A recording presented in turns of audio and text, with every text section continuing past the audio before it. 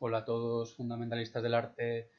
Bien, en esta quinta clase y cuarta del expresionismo abstracto vamos a terminar el tema 10.1 y por lo tanto vamos a acabar el expresionismo abstracto. Vale, en primer lugar vamos a repasar vanguardias históricas que influyen en la aparición del expresionismo abstracto. En segundo lugar vamos a ver ¿qué pasa antes de que aparezca la Escuela de Nueva York y el expresionismo abstracto en Estados Unidos? Precedentes en Estados Unidos. ¿Vale? Luego vamos a ver qué pasa en Europa en esta época. Y por último, vamos a ver la segunda generación de la Escuela de Nueva York o qué pasa después del expresionismo abstracto, ¿vale? Que sean las consecuencias. Vale, pues vamos a empezar con los precedentes. Nos movemos entre la diapositiva 39 y la 50 y el primer precedente es el expresionismo, ¿vale? Por ejemplo, y sobre todo el expresionismo de El Puente, con, por ejemplo, los cuadros de Kirchner y ese cuadro que hay en el Thyssen de Franzi con silla con relieve. ¿En qué influye el expresionismo? En la expresión, valga la redundancia, o en la individualidad plasmada en un cuadro. La importancia de la individualidad de la intuición y de la emoción. A diferencia del expresionismo y de la abstracción lírica de Kandinsky, encontramos a una serie de artistas y de vanguardias que siguen los pasos de Picasso, del cubismo, en la búsqueda de lo formal, de la geometría más racional, podríamos decir. Vemos a los rusos, a Malevich y el suprematismo y el constructivismo de gente como Lissinsky, ¿vale? También el futurismo en Italia, bien, que todo esto acaba desembocando en el neoplasticismo en Holanda, ¿vale? Hacia 1917, al final de la Guerra Mundial, y influye muchísimo en la Bauhaus, la estética de la Bauhaus. Recordad que está abierta del 19 al 33 y que la Bauhaus pues, va a influir muchísimo en toda la estética de la arquitectura, lo que hemos llamado en diseño el estilo internacional, Le Corbusier y los dos directores de la Bauhaus, el primero Walter Gropius, el último Mies van der Rohe. Vale. Esta abstracción geométrica veis que lleva otro camino totalmente distinto al del expresionismo abstracto, ¿vale? Un camino totalmente distinto, que es el camino de la objetividad, de lo universal. ¿En qué influye? Bueno, influye en los campos de color, en ese juego de superficies, ¿vale? En el juego de superficies. Pero el expresionismo de Rothko, sobre todo, la superficie tiene un límite difuminado con disolvente, ¿vale? Con esponja difuminado frente a los cuadros que en esa misma época prácticamente hacía Mondrian, también en Nueva York, que tenían límites precisos, líneas marcadas, lo que se llama también abstracción de límite duro, ¿vale? Pintura de límite duro. Muy bien. Del dadaísmo y del surrealismo, el expresionismo abstracto toma lo absurdo, lo aleatorio, ¿vale? Sobre todo la pintura automatista de autores como Masson y Miro. La importancia también de la textura de lo que se llama rascados con Max Ernst, en autores como Townley, y esas veladuras, esa textura por capas de Miro también puede influir en Rothko, pero sobre todo el automatismo, dejarse llevar por lo inconsciente. Dadaísmo y surrealismo. ¿Vale? En cuanto a los precedentes en Estados Unidos, cómo se pintaba en Estados Unidos antes del expresionismo abstracto, vamos a remontarnos hasta el siglo XIX, vamos a remontarnos con Thomas Cole, la escuela del río Hudson, que esto nos entra en temario, romanticismo americano. Lo podemos relacionar con Caspar David Friedrich, el paisaje, aquí os pongo alguna imagen, ¿vale? Escuela del río Hudson, paisaje americano, romántico, escuela del río Hudson. En la segunda mitad del 19 tenemos a varios pintores impresionistas, los más famosos que viajan a Europa y pasan gran parte de su vida en Europa son Sargent y Mary Cassatt. Mary Cassatt, recordad que nos entra Niña en sillón azul del 78 para la EBAU, ¿vale? Vale, ya en el siglo XX, se inicia también las vanguardias con el Harmony Show, 1913, esa feria anual en Nueva York con arte vanguardista de la cual hemos hablado, donde expone Brancusi, donde expone Duchamp. Recordad que la pieza más famosa del dadaísmo, probablemente que es La fuente de Duchamp 1917, se hace en Nueva York, que Duchamp está en Nueva York en esta época, es decir, que ya hay artistas europeos sobre todo trabajando en Nueva York, en Estados Unidos en general, pero como estilos netamente americanos vamos a hablar del regionalismo con Grant Wood y Benton.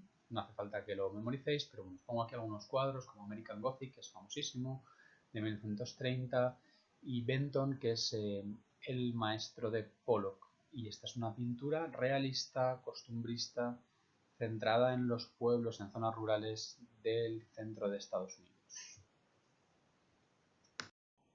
¿Vale? A partir de ahí trabaja, por ejemplo, un artista famosísimo, pero bueno, que no nos entra en el temario, que es Edward Hopper, que se suele relacionar también con el existencialismo, con la soledad del individuo moderno. Os pongo aquí uno de los cuadros más famosos, Noctámbulos, de 1942. Es un artista que, como veis, va en paralelo al expresionismo abstracto, es decir, que tiene otras influencias y otra vía de desarrollo, pero es uno de los pintores americanos más famosos e importantes de esta época. Bien, simplemente añadir como influencias específicas de Pollock la pintura con arena de los indios navajo, ¿vale? Que él mismo vio, ¿vale? Sería primitivismo, eso sería como influencia del arte folk, del arte primitivo, ¿vale? El arte popular de un pueblo indígena americano, ¿vale? De los indios navajo y de Rothko, pues por ejemplo el trabajo de Matisse con el juego de colores de Matisse. Vale, en Europa, en esta época, pensad que Europa sufrió muchísimo más que Estados Unidos la Segunda Guerra Mundial. Incluso pues, un filósofo que se llama Theodor Adorno dice que después del holocausto de los judíos, del pueblo judío, de los campos de concentración en general, no tiene sentido ya la poesía, por lo tanto no tiene sentido el arte. Entonces, bueno, pues es un arte existencial, es un arte que reflexiona sobre la terribilidad o sobre lo terrible de la existencia individual y se llaman en Europa el arte informalista. Y por ejemplo, pues tenemos a Fautrier, que os pongo aquí una imagen, y tenemos también, por ejemplo, un francés muy interesante que es Dubuffet, que es el que inventa el término de art brut, arte bruto, que reivindica el trabajo de los locos y de los niños, el trabajo artístico hecho sin intención artística. Esto nos recuerda mucho al automatismo surrealista, arte bruto e informalismo. Veis que utiliza mucha textura, mucha materia, se llama matérico, arte matérico, ¿vale? La textura y la materia es lo más importante. Informalismo en Europa. Estamos en las diapositivas 110 a la 115.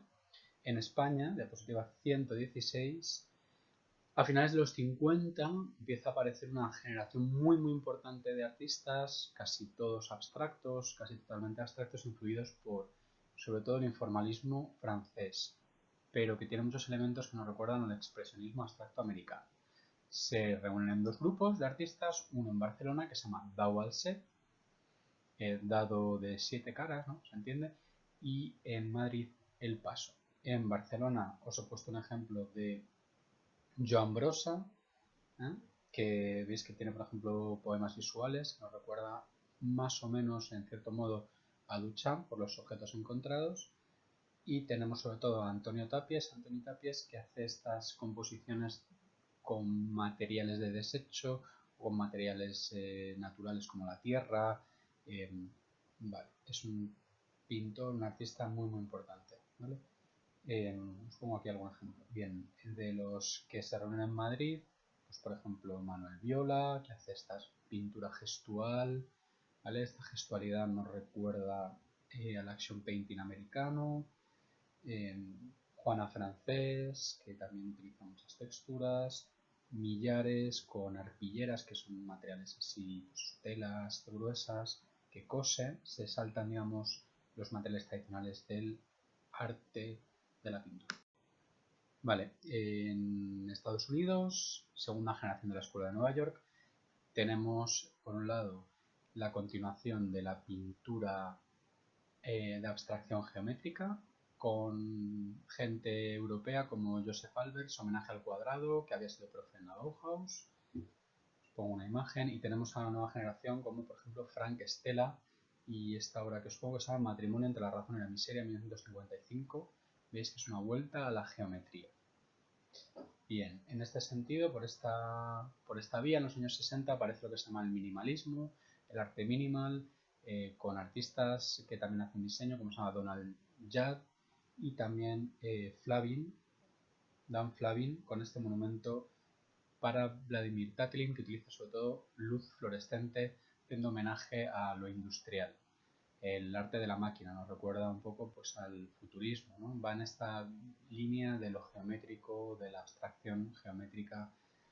Y también tenemos, por ejemplo, a Max Bill.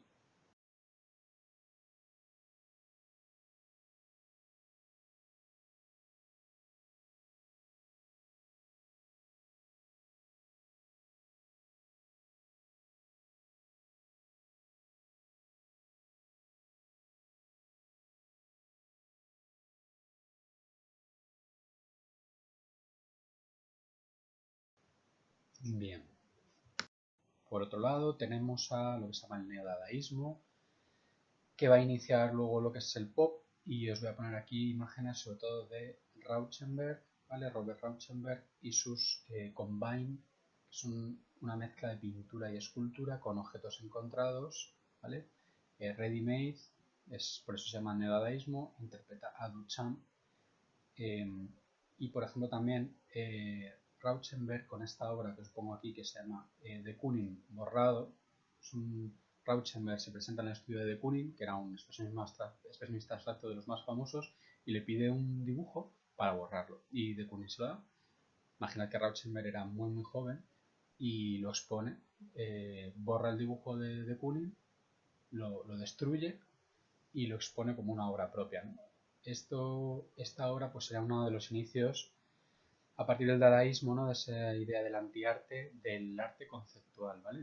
Que lo más importante es la idea más que la finalidad o el objeto final, ¿vale? Es la idea del arte.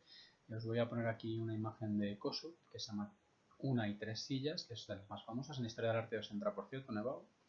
Y sea el arte conceptual, también una tendencia en los años 60 y en adelante. A partir de aquí, en Europa y en Estados Unidos hay muchos artistas que se interesan mucho en la imagen, no solamente de lo industrial, de la máquina, como había pasado a los futuristas a principios del siglo, o como vemos en Rauschenberg, en los neodadaístas, ¿no? Que cogen un objeto ya hecho, sino que imitan las maneras de hacer de la industria del diseño gráfico. Entonces ahí tenemos a Warhol, por ejemplo os pongo esta obra de Marilyn de 1962 y también por ejemplo Lichtenstein que coge el lenguaje del cómic. Hay muchos otros, Oldenburg, Jasper Jones con sus banderas de Estados Unidos. Bueno, voy a poner algún ejemplo de todos ellos simplemente para que tengáis una imagen de lo que es el pop.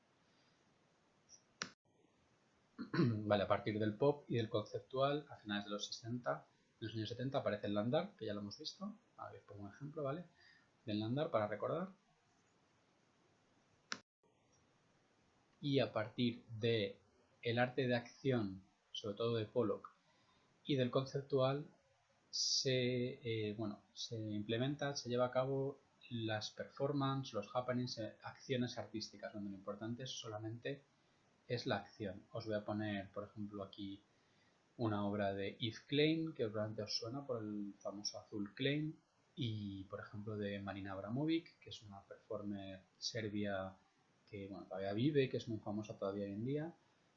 La performance, lo importante es la acción, y entonces se lleva pues a que desaparece ya el cuadro, ¿vale? O sería una continuación de lo de Pollock.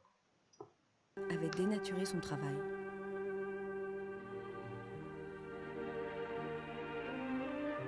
Le peintre tchécoslovaque Yves Klein est prêt. La musique, la remonte. Que je voulais que l'art fasse corps avec la vie, qu'il imprègne le monde.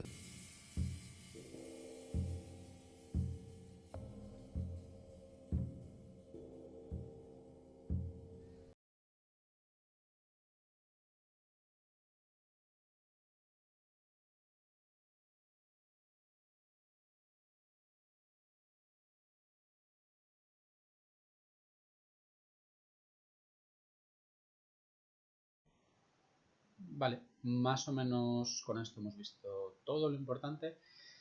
Voy a hacer un repaso muy rápido a la historia, las características del expresionismo abstracto. Vale, primera característica, contexto, posguerra en Estados Unidos, posguerra después de la Segunda Guerra Mundial, finales de los años 40 y años 50. Posguerra Estados Unidos, primera potencia mundial. Segunda característica, Estados Unidos es la principal democracia liberal del mundo frente a la Unión Soviética, y el expresionismo abstracto se convierte en sinónimo de libertad individual. Tercero, influencia de las vanguardias europeas. Llegan muchos artistas exiliados, ¿vale? Como Max Ernst, el surrealista, como Mondrian, el neoplasticista, como también Dalí. Miro hace una exposición en Nueva York, es decir, muchas influencias de los artistas europeos. Los profesores de la Bauhaus también están exiliados, muchos en Estados Unidos, Joseph Albers, Walter Gropius, Mies van der Rohe, etc. Cuarta característica, esta bonanza económica en Nueva York se traduce en la aparición de galerías como la Betty Parsons Gallery, como The Art of the Century, que es de P. Guggenheim, museos como el MoMA. Luego van a aparecer museos como el Solomon Museum, Guggenheim Museum, en fin, aparecen coleccionistas, aparecen mecenas muy importantes en Nueva York, y esto va a marcar lo que se llama la Escuela de Nueva York. Vale. Luego aparece el que se llama el Prometeo, el que trae el arte de Caballete, el arte, de Caballete estaría mal dicho aquí porque él pintaba en horizontal, pero el gran arte, el arte con mayúsculas, la pintura de Estados Unidos, que es Jackson Pollock, empieza a triunfar a partir de 1943 con la obra mural, ¿vale? Para P. Guggenheim. Luego, a partir de 1948, inventa este método del dripping, inspirado en la pintura de arena de los indios americanos, chorreo, ¿vale? Pouring, vertidos, el lienzo en horizontal sin preparación, hace esa especie de red, de madeja, de superposición de chorreos, de líneas, de colores en general neutros sobre el lienzo sin preparar. Lo importante es la acción de pintar, action painting. Vale. Tenemos a Mark Roth, y la obra de Jackson Pollock, que es Ritmo de Otoño, inspirado en la música de jazz también, por ejemplo de Chet Baker, muy famoso en esa época. El músico de jazz también improvisa sobre un círculo de acordes, sobre varios acordes. El artista expresionista abstracto también improvisa, ¿vale? Con unos medios también limitados. Vale, Mark Rothko, inspirado pues, por Matisse, inspirado por el neoplasticismo, pero haciendo los bordes totalmente difuminados, inventa un tipo de pintura que llaman los críticos multiforma, más o menos a la vez que Pollock, aunque se hace famoso después, hacia 1948 empiezan a aparecer estas multiformas. Es una serie de manchas indefinidas o manchas con un borde difuminado, con transparencias, con mucho disolvente, con mucho aguarrás, superposiciones que él interpreta como dramas, es decir, como una interacción de formas sobre un fondo, interacción de luz de distintas tonalidades. ¿Vale? Esta pintura se llama de campos de color.